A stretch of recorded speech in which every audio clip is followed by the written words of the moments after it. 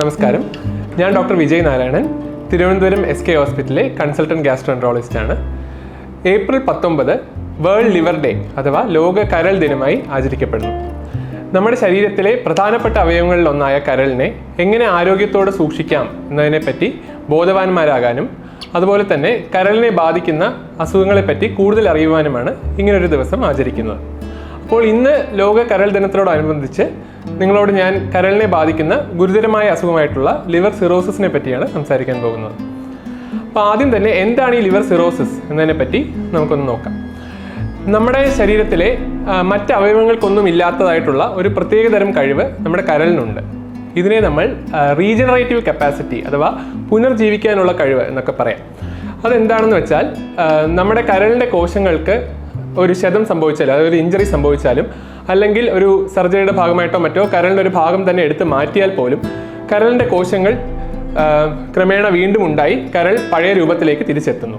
പക്ഷേ നമ്മുടെ കരളിന് തുടർച്ചയായി ക്ഷതം സംഭവിച്ചുകൊണ്ടിരിക്കുകയാണെങ്കിൽ, അതായത് നമ്മൾ തുടർച്ചയായിട്ട് മദ്യപിച്ചുകൊണ്ടിരിക്കുകയോ അല്ലെങ്കിൽ അനാരോഗ്യകരമായ ഒരു ജീവിതശൈലി കാരണം തുടർച്ചയായി കരളിൽ കൊഴുപ്പടിഞ്ഞുകൊണ്ടിരിക്കുകയോ അങ്ങനെ റിപ്പീറ്റഡ് ആയിട്ട് ലിവറിന് ഇഞ്ചറീസ് വന്നുകൊണ്ടിരിക്കുകയാണെങ്കിൽ കരളിന് ക്രമേണയായിട്ട് ഈ റീജനറേറ്റീവ് കപ്പാസിറ്റി നഷ്ടപ്പെടുകയും കരൾ ചുരുങ്ങി കൃത്യമായി പ്രവർത്തിക്കാത്ത ഒരവസ്ഥയിലേക്ക് എത്തുകയും ചെയ്യുന്നു. ഇനി എന്താണ് സിറോസിസിൻ്റെ പ്രധാനപ്പെട്ട കാരണങ്ങൾ എന്ന് ചോദിക്കുകയാണെങ്കിൽ, നേരത്തെ പറഞ്ഞതുപോലെ തന്നെ ഏറ്റവും പ്രധാനപ്പെട്ട കാരണം അമിതമായിട്ടുള്ള മദ്യപാനം തന്നെയാണ്. രണ്ടാമതായിട്ട് മദ്യപാനം പോലെ തന്നെ പ്രധാനമാണ് ജീവിതശൈലി രോഗങ്ങൾ.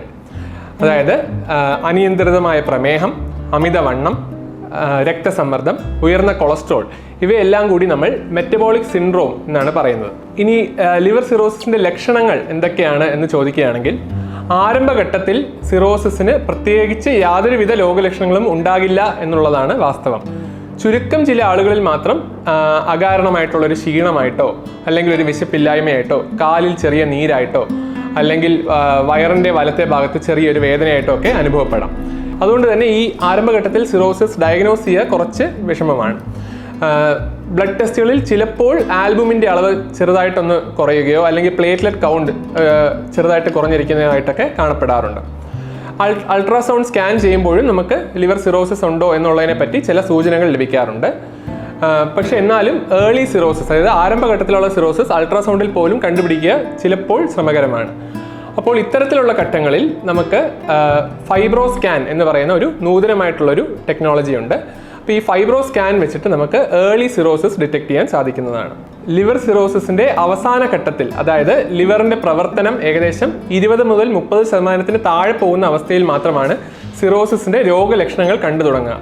പലപ്പോഴും സിറോസിസ് ആദ്യമായി പ്രസൻറ്റ് ചെയ്യുന്നത് തന്നെ സിറോസിസിൻ്റെ കോംപ്ലിക്കേഷൻസോടെ ആയിരിക്കും.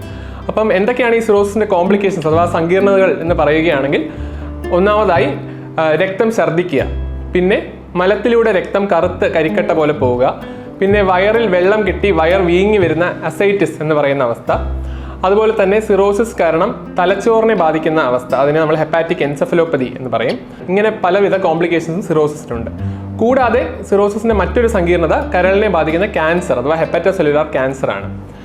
ഇനി സിറോസിസിൻ്റെ ചികിത്സയെ പറ്റി പറയുകയാണെങ്കിൽ, പല രോഗികളും ഞങ്ങളോട് ചോദിക്കുന്ന ഒരു ചോദ്യമുണ്ട്, സിറോസിസിന് മരുന്ന് കഴിച്ച് മാറ്റാൻ പറ്റുമോ എന്നുള്ളത്. അപ്പോൾ ഇതിനുള്ള ഉത്തരം എന്ന് പറയുന്നത്, സിറോസിസ് എന്ന് പറയുന്നത് കരളിൽ വരുന്ന പെർമനൻ്റ് ആയിട്ടുള്ള ഒരു ഡാമേജ് ആണ്. അതുകൊണ്ട് മരുന്നുകൾ നൽകി സിറോസിസിനെ പൂർണ്ണമായും മാറ്റുക എന്നുള്ളത് അസാധ്യമാണ്.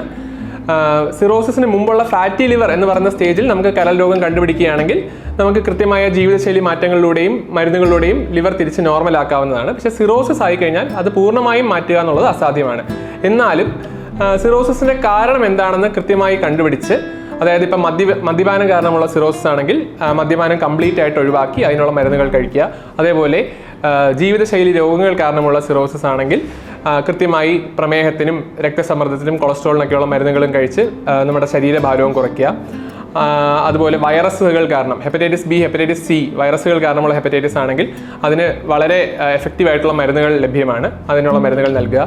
ഓട്ടോ ഇമ്യൂൺ ഹെപ്പറ്റൈറ്റിസ് കാരണമുള്ള സിറോസിസ് ആണെങ്കിൽ ചിലപ്പോൾ നമുക്ക് സ്റ്റിറോയിഡ് പോലുള്ള മരുന്നുകൾ നൽകേണ്ടി വരും. അങ്ങനെ കൃത്യമായി എന്താണ് സിറോസിസിന് കാരണം എന്ന് കണ്ടുപിടിച്ച് ചികിത്സിക്കുകയാണെങ്കിൽ സിറോസിസ് ഒരു പരിധി വരെ നമുക്ക് തടഞ്ഞു നിർത്തുകയും നല്ലൊരു റിക്കവറി ഉണ്ടാവുകയും ചെയ്യുന്നതായിട്ട് കാണാറുണ്ട്. പിന്നെ നമുക്ക് കരളിലോട്ടുള്ള പ്രഷർ കുറയ്ക്കാൻ വേണ്ടിയുള്ള ചില മരുന്നുകളുണ്ട്. അതേപോലെ ആൽബുമിൻ എന്ന് പറയുന്ന പ്രോട്ടീൻ ഒരു ഡ്രിപ്പ് രൂപത്തിൽ അവൈലബിൾ ആണ്.